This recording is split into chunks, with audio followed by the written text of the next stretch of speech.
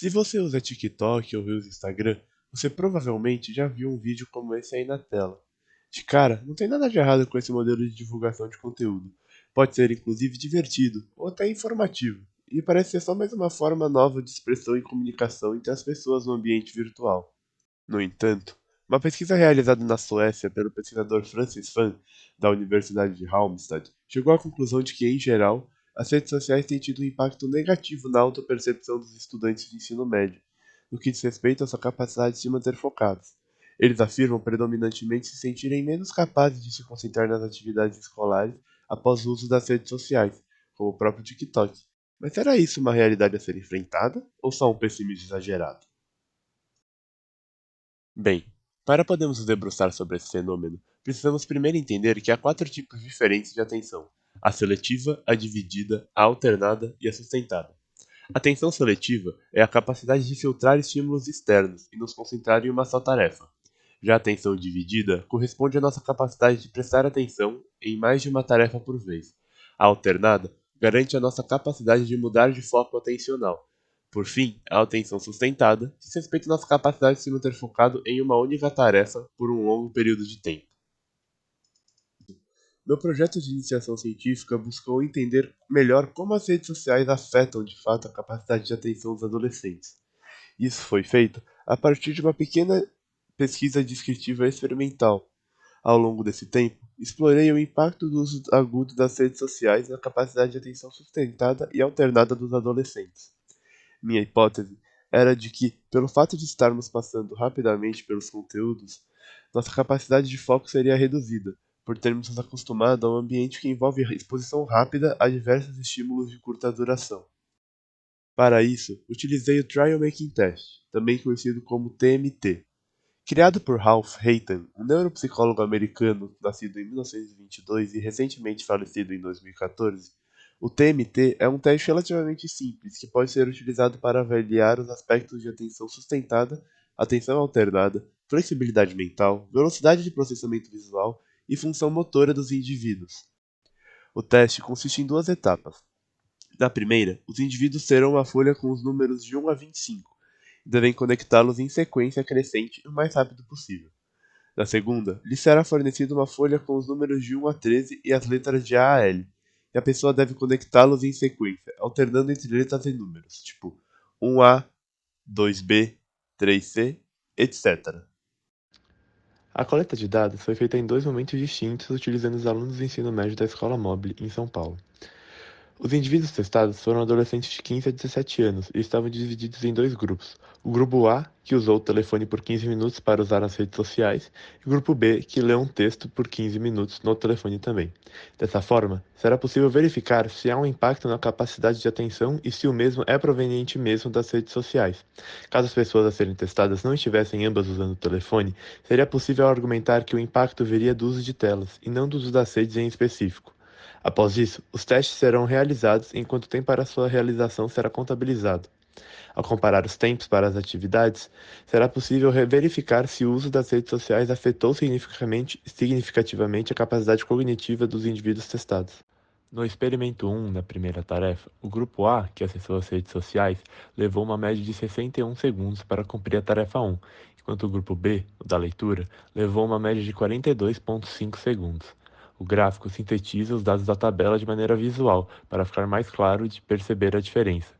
O eixo Y é o tempo médio em segundos e cada barra representa um grupo de trabalho. Significância de 0,05, considerando a hipótese nula como sendo o tempo do grupo A igual ao do grupo B, ou seja, o tempo das redes sociais igual ao tempo de leitura. A hipótese alternativa foi considerada como o tempo do grupo A ser maior que o do grupo B, ou seja, o tempo do grupo das redes sociais for maior do que o tempo do grupo de leitura. No experimento 1, na primeira tarefa, o grupo A, que acessou as redes sociais, levou uma média de 61 segundos para cumprir a tarefa 1, enquanto o grupo B, o da leitura, levou uma média de 42,5 segundos. O gráfico sintetiza os dados da tabela de maneira visual, para ficar mais claro de perceber a diferença. O eixo Y é o tempo médio em segundos e cada barra representa um grupo de trabalho. Já para a resolução da tarefa 2, que envolvia a atenção alternada, o grupo A das redes sociais levou em média 78 segundos para sua conclusão, enquanto o grupo B, da leitura, fez em aproximadamente 60 segundos. Ao analisarmos esses dados utilizando o método da distribuição T, obtemos um valor de P menor que 0,05, o que indica que a diferença entre os dados é significante e, portanto, os dados corroboram a hipótese de que as redes sociais afetariam a capacidade de atenção dos adolescentes. Esse impacto seria da ordem de aproximadamente 30% em ambos os casos, ou seja, os indivíduos demoram 30% a mais para concluir a tarefa após o uso das redes sociais. No entanto, não ficamos confortáveis com essa primeira coleta de dados, uma vez que o experimento foi realizado em um ambiente não muito restrito e controlado. Os alunos acabaram conversando entre si em vários dos casos, especialmente nas aplicações do grupo A, o que pode ter atrapalhado na hora de medir a variação da atenção como a única variável sendo as redes sociais.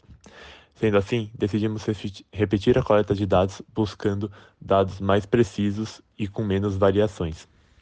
Na segunda coleta de dados, os resultados obtidos pelo grupo A das redes e pelo grupo B do texto foram muito semelhantes tanto na tarefa 1 quanto na tarefa 2, o que pode ser observado no gráfico. Isso corrobora com a nossa hipótese sobre a aplicação do teste depender do cenário calmo e organizado, que não foi necessariamente controlado na primeira aplicação. Nessa segunda versão do experimento, as análises estatísticas não permitem o descarte da hipótese nula, e portanto não é possível concluir a partir dos dados que as redes sociais afetam significativamente o tempo de atenção dos adolescentes. Como na segunda coleta de dados houve maior cuidado no controle do ambiente e o número amostral foi maior, consideramos a segunda versão do experimento como mais confiável. Mesmo sendo assim, a hipótese inicial proposta foi refutada. Apesar de tudo, teve mais informações que eu pude extrair dos dados obtidos na segunda aplicação, então vou compartilhar com vocês como uma curiosidade. Primeiramente, é possível ver uma redução no tempo de realização das atividades conforme o avanço da idade dos participantes. A tabela e o gráfico mostram as médias de tempo dos participantes nos testes 1 e 2, nas idades de 14, 15, 16 e 17 anos, e é possível ver uma redução de tempo de uma faixa etária para outra, com os mais novos demorando mais tempo para realizar as atividades. Isso possivelmente está relacionado com o amadurecimento do córtex pré-frontal, uma parte específica do cérebro que, conforme crescemos, se desenvolve. Os adolescentes mais velhos seriam mais rápidos por já terem desenvolvido melhor algumas das suas funções executivas, como o controle inibitório, a flexibilidade cognitiva e a memória operacional.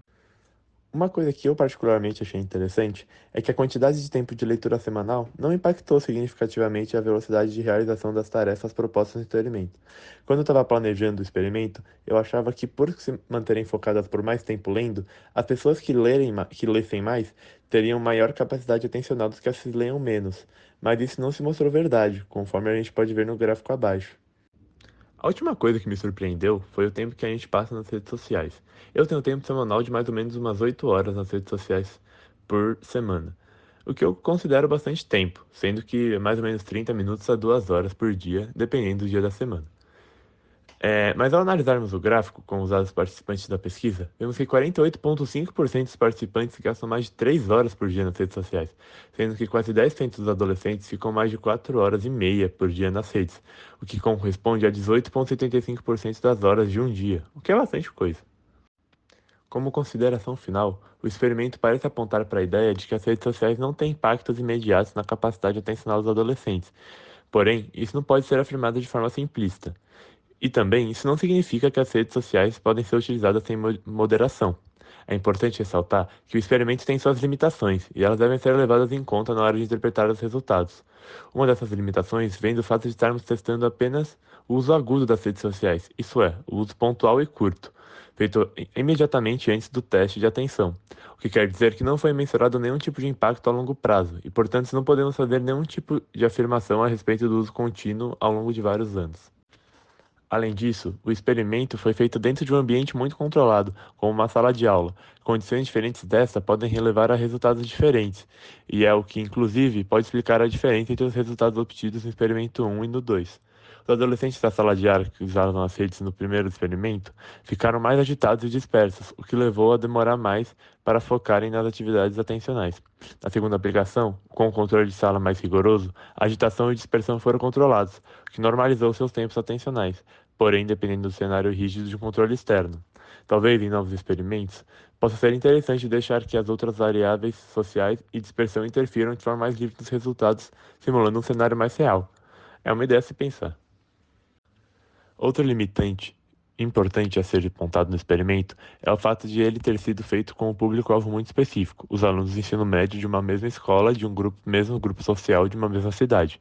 Isso deve ser levado em conta na hora de considerar todo o processo, desde o desenho experimental à coleta de dados e sua análise. Mais experimentos com um público mais amplo e diverso são necessários para que possamos fazer afirmações mais generalizadas, como respeito à faixa etária ou até mesmo ao comportamento humano como um todo. Por fim, uma dica. Se você estiver procurando um jeito de passar menos tempo no online, procure por aplicativos que limitem o tempo de uso de algumas funções do seu celular. Além disso, alguns apps como o Instagram e o YouTube te permitem colocar um lembrete a cada 10 minutos ou o tempo que você definir que você estiver usando a plataforma, o que pode te ajudar a não perder noção do tempo quando você consome esse tipo de entretenimento. Muito obrigado por assistir o vídeo. Espero que tenha gostado e achado interessante.